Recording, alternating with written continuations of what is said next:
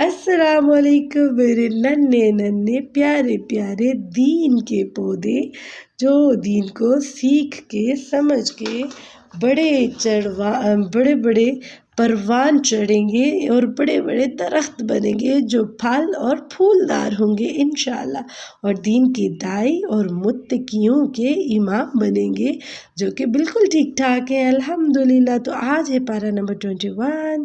ہم سیکھنے لگے ہیں شارٹ میں کہ پورے پارے میں کیا بتایا گیا کہ نماز جو ہے وہ بے حیائی سے روکتی ہے، جنت کی چابی ہے، اللہ کے ساتھ اس کا تعلق پکا ہو جاتا ہے۔ جو نماز پڑھتا ہے تو اللہ کو دوست بنانا ہے، برائیوں کو چھوڑنا ہے تو نماز اچھی سے پڑھنی شروع کر دے، اور ساتھ ساتھ اللہ کا ذکر بھی کرنا شروع کر دے، کیونکہ ذکر کرنا اللہ کا بہت بڑی نیکی ہے۔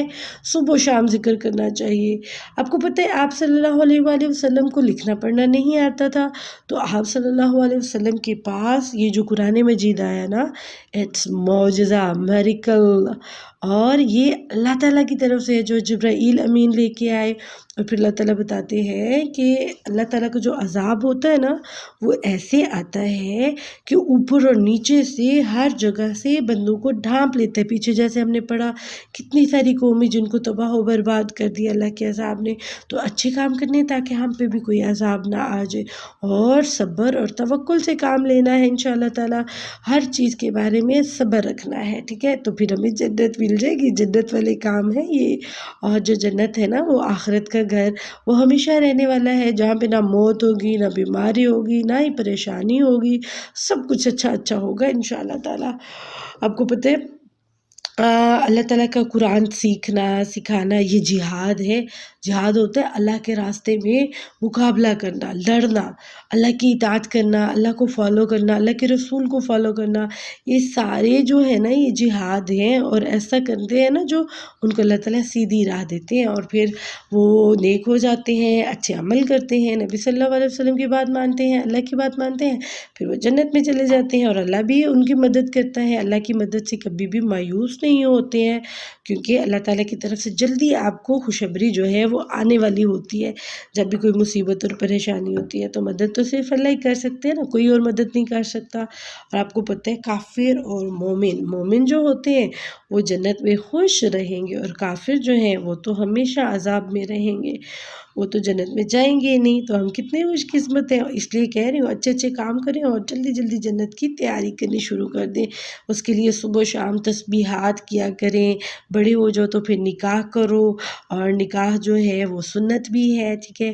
آپ نے دیکھا اللہ تعالیٰ نے ڈیفرنٹ انسان بنائے، زبانیں ڈیفرنٹ ہیں، چہرے ڈیفرنٹ ہیں، چہروں کے رنگ ڈیفرنٹ ہیں، تو یہ سب اللہ کی قدرت ہے نا، اللہ کی نشانیاں ہیں، سائنس آف اللہ ہے۔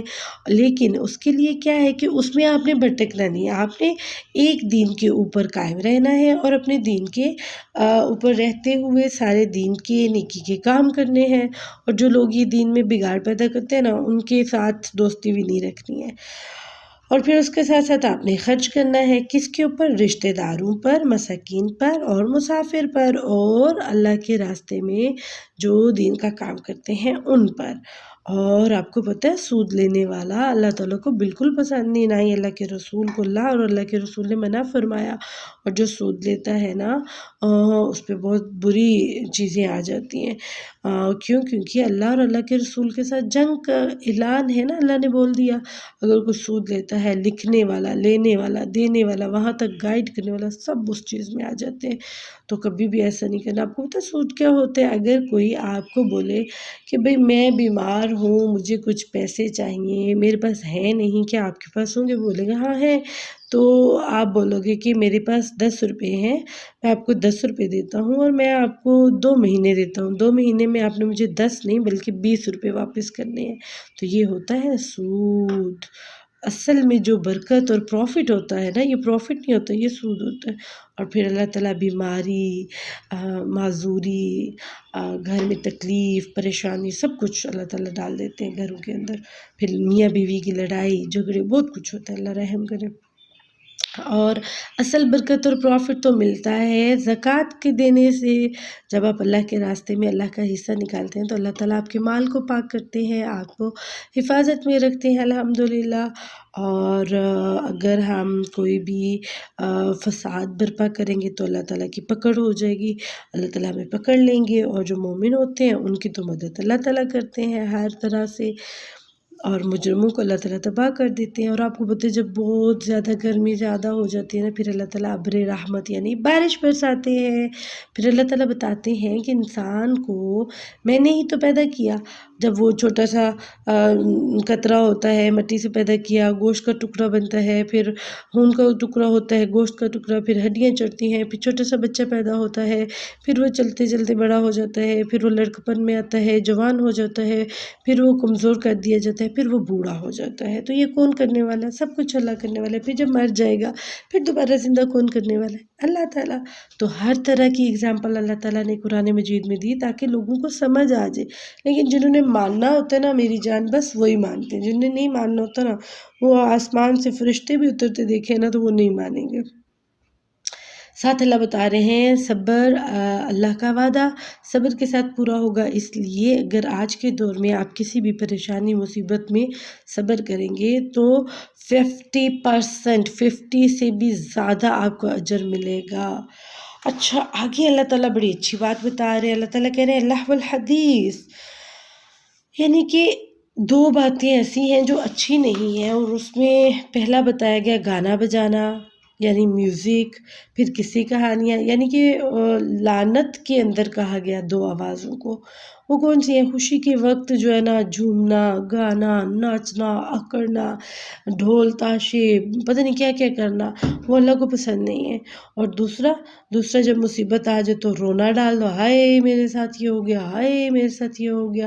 ایسا نہیں کرنا. صبر اور ہمت سے کام لینا ہے، صدقے کے ساتھ کام لینا ہے، کیونکہ خیر جو ہوتی ہے وہ حکمت ہوتی ہے، اور حکمت جو ہے وہ اللہ کا شکر ہے.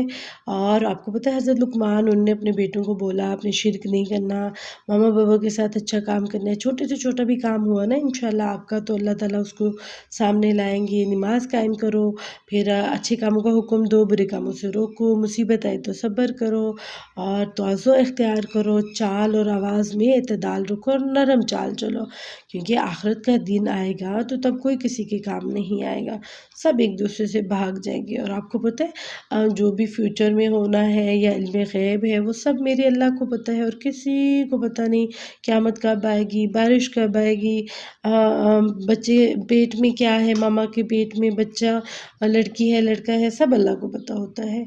تو موت کب آئے گی، کہاں آئے گی، وہ بھی اللہ کو پتہ ہوتا ہے. تو یہ اللہ تعالیٰ کی تدبیر ہوتی ہے، اللہ تعالیٰ کی پلاننگ ہوتی ہے. اس لیے اس پہ آپ یہ بولا کریں کہ علم غیب صرف اللہ کو ہے اور کسی کو پتہ نہیں ہے. اور آپ کو پتہ ہے جنت میں ہماری آنکھوں کو ٹھنڈا کیا جائے گا. کن لوگوں کی؟ جو نیکی کرنے والے ہیں، ان کی آنکھیں جنت سے ٹھنڈی کر دی جائیں گی، اور ایسی ٹھنڈی ہوں گی نا کہ آپ نے ایسی کبھی آنکھیں دیکھی ہی نہیں ہوں گی، نہ ایسی سنی ہوگی کسی نے بات. ٹھیک ہے. اور پھر اللہ تعالیٰ بتا رہے ہیں کہ ایک جسم میں دو دل نہیں بنائے. اسی طرح ماں جو بیوی ہوتی ہے جو وہ ماں نہیں ہو سکتی، اور جو لے پالک بچہ ہوتا ہے وہ آپ کا سچا بچہ نہیں ہوتا ہے، حقیقی بچہ نہیں ہوتا. پھر اللہ تعالیٰ کے نبی نے اپنی بیویوں سے بولا کہ اگر آپ دنیا چاہتے ہو یا آخرت چاہتے ہو، تو انہوں نے ابھی جواب نہیں دیا، بٹ خود ہی آپ صلی اللہ علیہ وسلم نے بتایا اگر دنیا چاہتے ہو تو اللہ کے رسول سے جدائی اختیار کرنی پڑے گی، اور اگر آخرت چاہتے ہو تو اللہ تعالیٰ اس کو بہت اجر دیں گے، ایک بار دو بار اس سے بھی زیادہ، یعنی 2 3 4 گنا زیادہ. تو اس بارے میں ہم نے کیا سیکھا کہ دنیا کا جو دھوکہ ہے نا، یہ مٹیریلسٹک لائف، اس میں نہیں آنا، ہم نے آخرت کی تیاری کرنی ہے انشاءاللہ تعالیٰ. اب آپ نے جلدی سے نیکیاں کمانی شروع کر دینی ہے. ٹھیک ہے. فاستبقوا الخیرات اینڈ پارا کمپلیٹ ہوا. اللہ حافظ. السلام علیکم.